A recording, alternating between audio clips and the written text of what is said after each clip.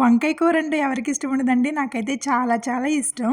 ఈరోజు జీడిపప్పు వంకాయ కర్రీ చేస్తున్నాను. ఎలా చేస్తున్నానో మీకు కూడా చూపిస్తాను రండి. స్టవ్ వెలిగించి ప్యాన్ పెట్టుకుని ఆయిల్ వేసి, ఆయిల్ హీట్ అయిన తర్వాత కొంచెం జీలకర్ర, కరివేపాకు, పచ్చిమిర్చి, కట్ చేసిన ఉల్లిపాయలు కూడా వేసి 2 నిమిషాలు బాగా ఫ్రై అయిన తర్వాత కట్ చేసిన టమోటాలను కూడా వేసి ఒకసారి అటు ఇటు కలుపుకొని కొంచెం పసుపు, ఉప్పు కూడా వేసుకుని మూత పెట్టుకుని 5 నిమిషాల పాటు మగ్గనిద్దాం. టమోటాలు బాగా మగ్గి ఆయిల్ పైకి తేలిన తర్వాత నానబెట్టుకున్న జీడిపప్పుని కూడా వేసి కట్ చేసిన వంకాయ ముక్కలను కూడా వేసుకుని ఒకసారి బాగా కలుపుకుని 5 నిమిషాలు ఉడికిన తర్వాత కొంచెం కారం, గరం మసాలా కూడా వేసుకుని తగినన్ని వాటర్ వేసి మూత పెట్టుకుని 10 నుంచి 15 నిమిషాల పాటు బాగా ఉడికించుకున్న తర్వాత ఆఖరిలో కొంచెం నిమ్మరసం వేసుకోవడమే.